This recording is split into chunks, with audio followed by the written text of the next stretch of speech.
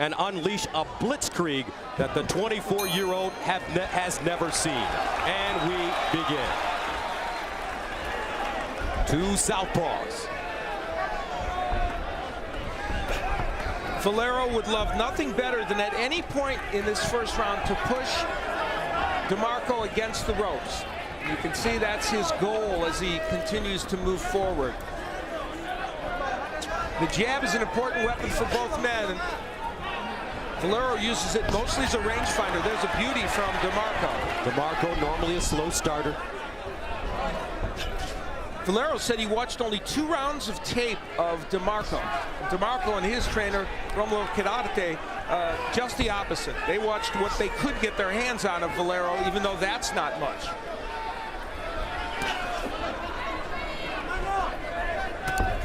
Valero told us that he wasn't going to think about just swarming DeMarco early, that he'd rather just take his time and do what he needed to do, and the big punches would come.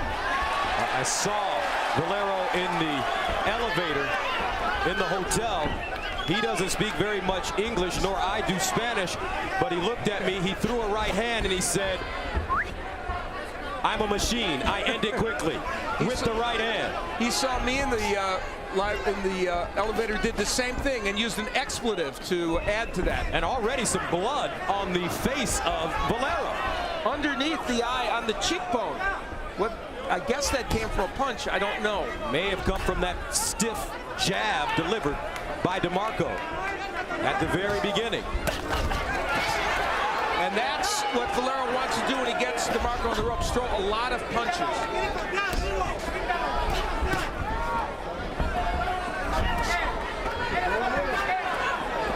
Valero has the mentality of a puncher. He thinks if he hits you, you are going to get hurt and ultimately you're going to go. And that's the mentality, as that's the way he proceeds in fights. DeMarco is a very accurate puncher, folks. He's a converted right-hand puncher.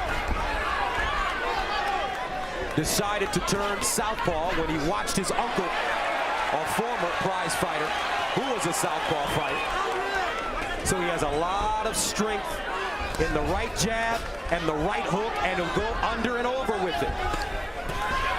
There's the first good left hand from Valero. Let's see what it did to DeMarco. He landed a really good one. And a cut on the right cheek of Valero. Also a rags to riches story. Father left when he was 7 years old. He worked selling fruit at a fruit stand.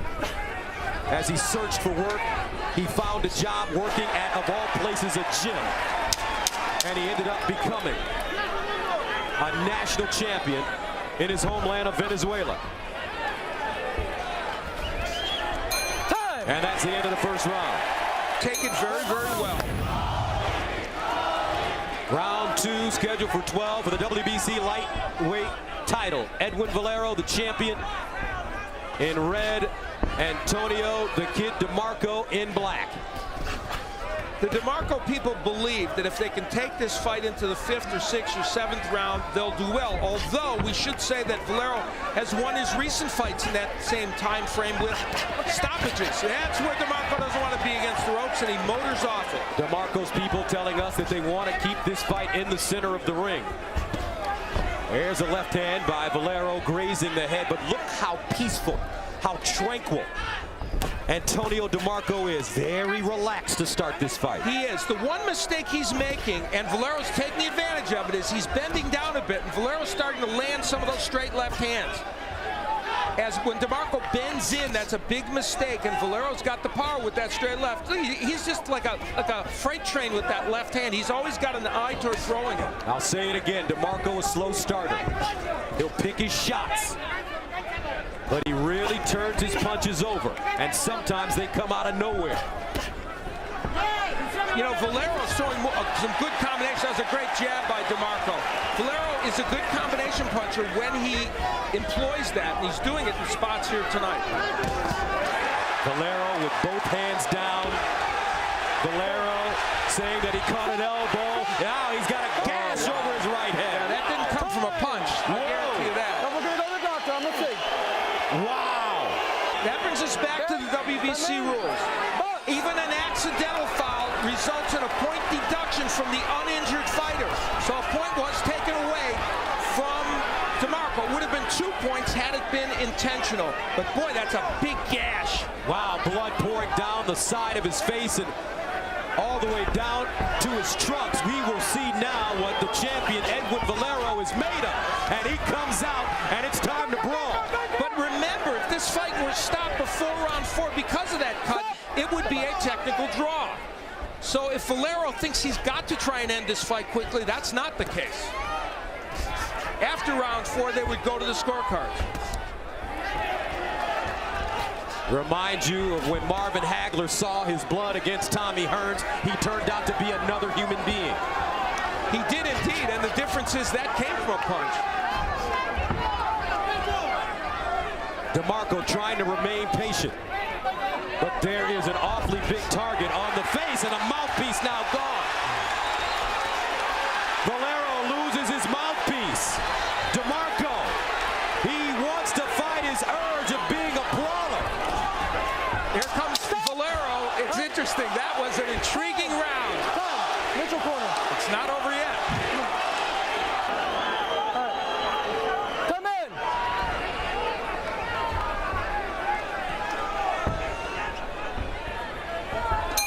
And that's the end of the round.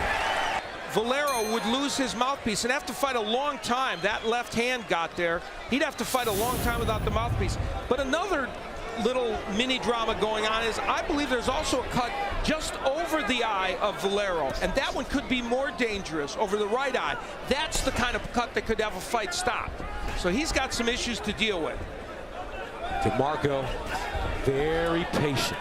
He told us that that's what he wanted to do. Use his boxing skills, move around, establish that jab. Also in the first round, some blood coming out of the nose of Valero, which is a sign that the jab was landing for DeMarco. You know, if not for all these cuts, the interesting thing is I think Valero might have won those first 2 rounds.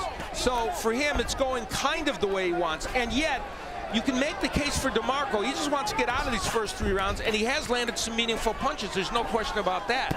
Oh, big left hand by Valero. DeMarco's taking those left hands very, very well. Valero winding up on his punches. You can feel Antonio DeMarco, though, as this fight wears on, wanting to engage just a little more. And he is landing some very good punches, but taking lefts from Valero as well. DeMarco also with a very good chin. We've seen him in some fights recently, especially his last 3. When he fought Kid Diamond Ramkulov, he showed some tremendous boxing skills against a slick veteran and very skilled fighter. Got him out of there as well. The interesting thing is that Valero has landed some very good lefts, and so far they have not stunned or hurt DeMarco. There's another one. And one of the big issues about Valero coming into this fight, because he hadn't really fought, there's another good left hand, he hadn't fought great opposition. Was he a great knockout puncher, or were those fighters just susceptible? His last 3 fighters, by the way, are ages 34, 36, and 39, Valero's opponents. So we'll see if his power is sustained. So far, DeMarco has taken those left hands, but DeMarco may have lost 3 rounds. And because he's knocked so many opponents out early, Valero has not gone into deep waters very many times. He's never gone 12 rounds. He's gone 10 rounds once, 8 rounds once, 7 rounds once. And DeMarco getting an opportunity in the first 3 to feel the power of Valero. And just looking at him in the ring right now, you get the feeling that he's saying, not as much as I thought.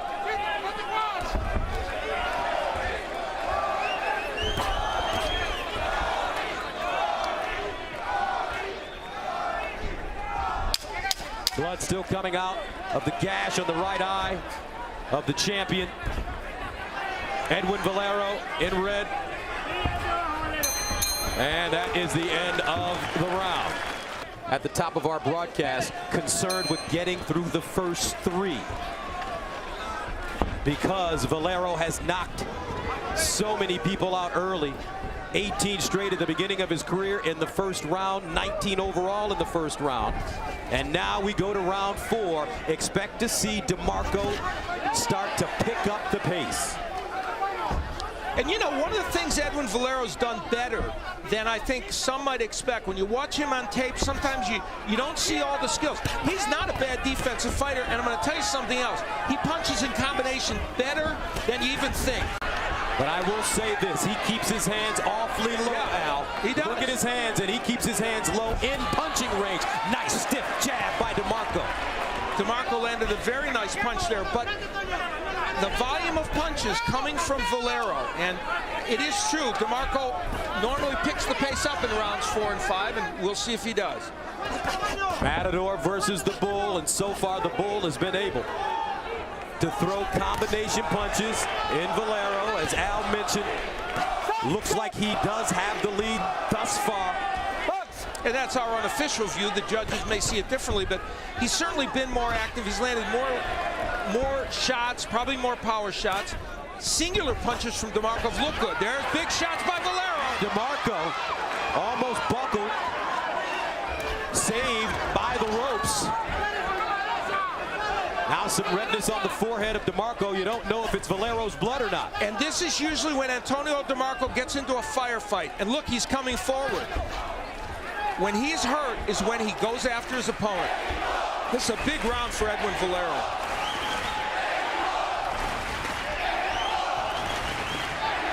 And give Valero credit. He's fighting with a monstrous gash on his forehead and a slight cut on his right eye.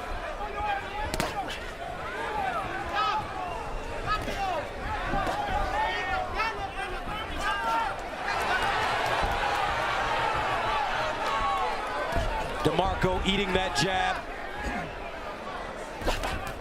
Another combination landing for Valero.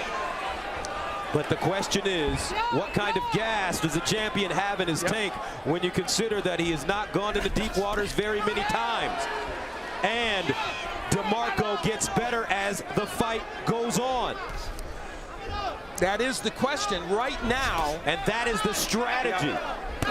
But I don't think DeMarco wanted to take this many power punches at this point in the fight, especially not like he did here in round 4. Do you think he's been hurt, though, Al? I don't know if he's been hurt, Gus. It's hard to tell. But I think he felt the power of Valero. I don't think Valero has hurt him a bit. I think he's walked through it, in my opinion, Al, and he's setting him up to make a serious run as this fight goes on. There's a left hand. Other big power punches as well. All right, Romulo Chiarte, the trainer for DeMarco, made a very interesting point. At the end of the round, you saw Valero's mouth wide open. And according to the veteran trainer, that means he's tired already, and we're in the 5th round. And they're banking on that. They feel these middle rounds, and as we get into the later rounds, will be good for them. Now, we have to see if that's the case. Chiarte, of course, a great trainer, worked with Julio Cesar Chavez, worked with Raul Ibarro Perez, who happens to be the father-in-law, interestingly, of Antonio DeMarco, former bantamweight champion.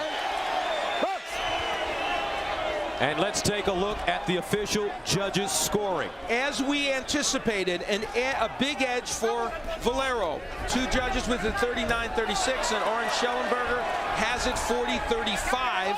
So they have a pretty big margin.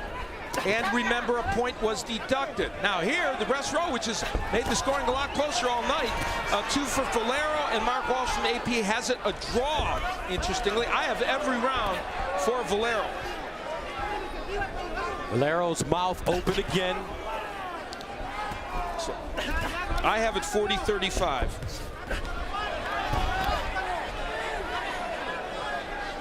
Now DeMarco starting to stand in the center of the ring and exchange.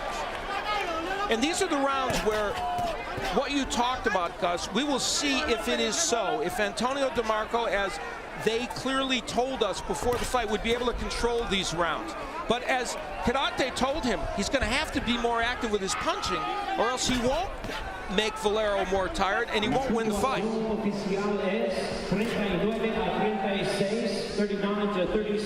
The crowd being informed of the scoring as we speak. Both fighters,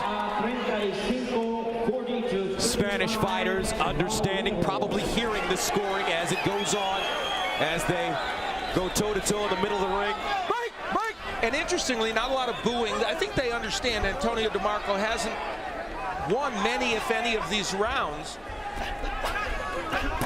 Oh, nice left hand. by Valero as he turned it over. Yeah, I'm sorry, Jess. That left hand by Valero was a strong one. That was one of the better ones he's thrown in this fight. Now, to DeMarco's credit, and this speaks to what you talked about, he has not buckled from those punches. Round 5 scheduled for 12, the WBC lightweight title. Edwin Valero, the champion, who moved up from 130 to 135 pounds, was a super featherweight champion as well. And he is in the red. Antonio DeMarco in the black trunks. Now DeMarco coming in. He's rolling that left hand. He has to be careful. If they do stop it, we'll win, but you got to keep going.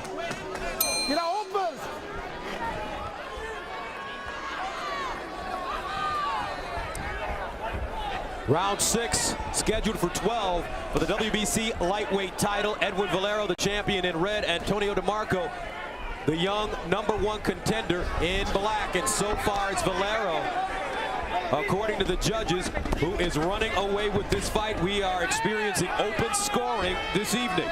And you heard the corner Valero say, keep going, but if it is stopped, you're going to win. Because they know if it's stopped, it'll be because of the accidental elbow.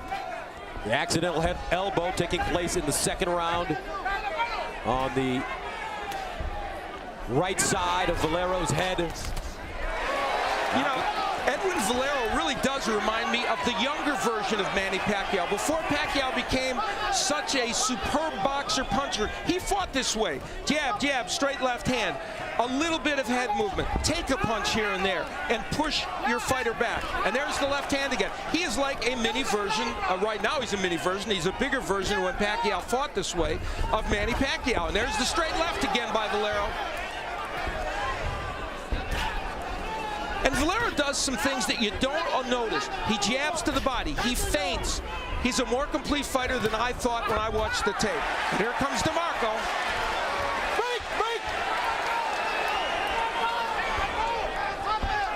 DeMarco's going to have to get a little more aggressive at some point in this fight. Take the chance.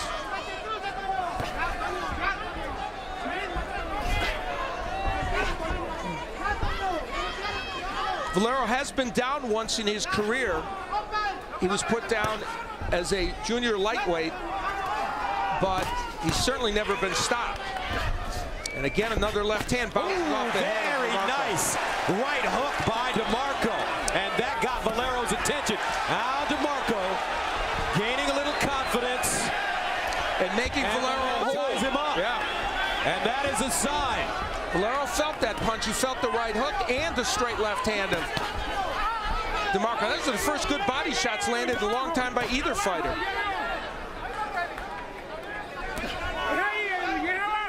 DeMarco has to get to the point where he really starts to let his hands go. And that's the question sometimes when a trainer, Romulo Chiarte, wants to make sure that his fighter fights technically, but at the same time, you sometimes take away some of his raw and natural instincts.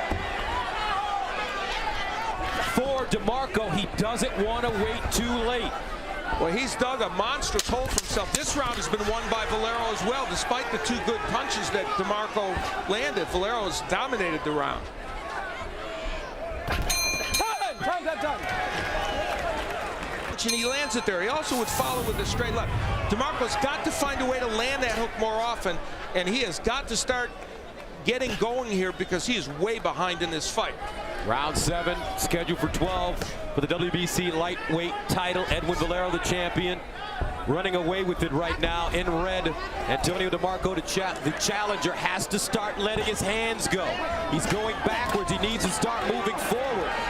Valero finding him again with that short looping left hand. He told me during our meeting that his right hand is stronger. And you know, Valero's doing all the little things in this fight.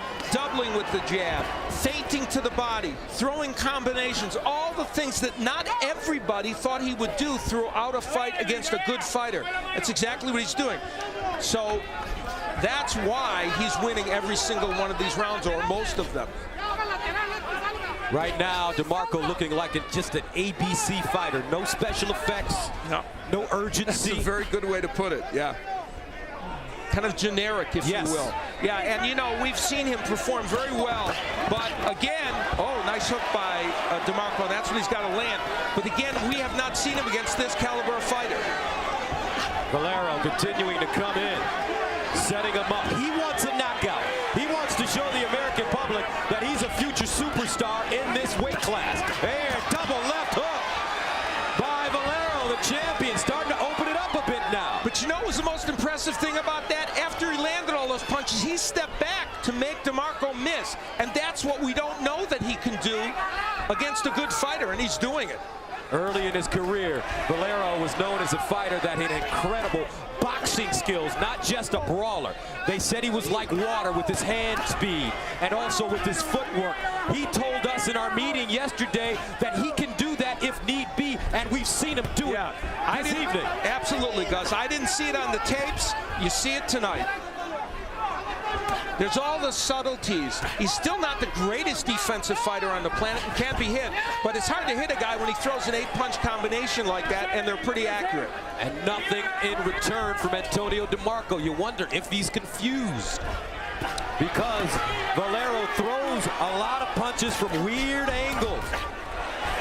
DeMarco missing. Oh, look at the quickness and the slickness of Edwin Valero. He's showing that he's a boxer.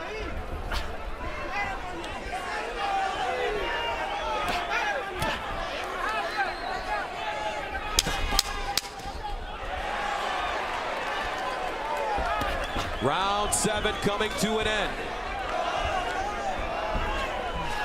Time! And we're seeing nuances from Valero that are surprising. Box! Round 8, scheduled for 12 for the WBC lightweight title. The international debut of champion Edwin Valero in the red trunks.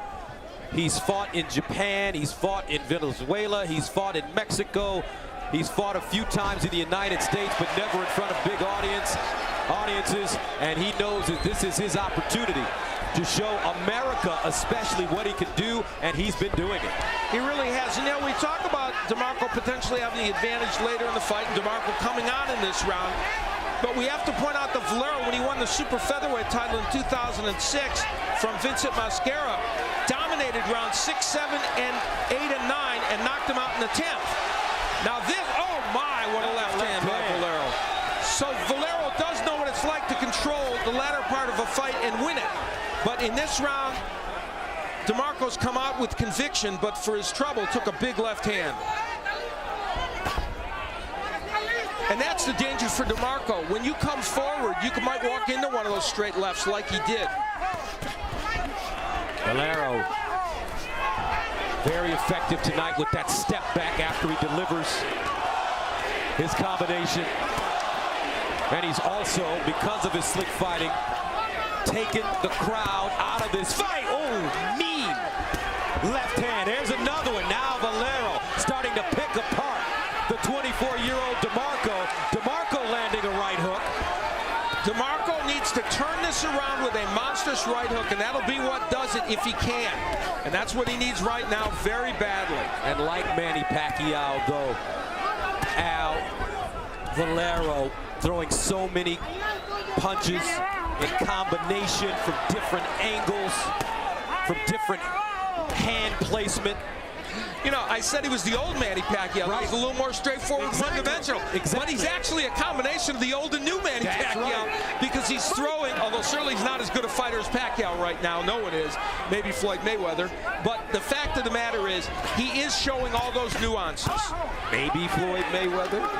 Well, or potentially. No doubt. Well, that's the big debate, isn't it? Manny Pacquiao is as good as Floyd Mayweather. That's my contention. Okay, there you go. Floyd has never lost.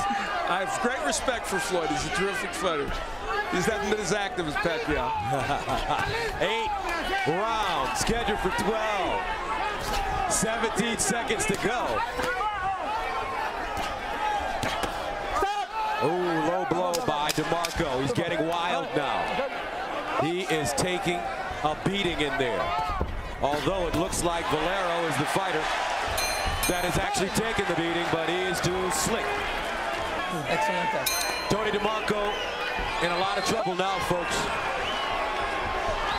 Let's see if Valero can sense it. Let's take a look at the scoring from the judges.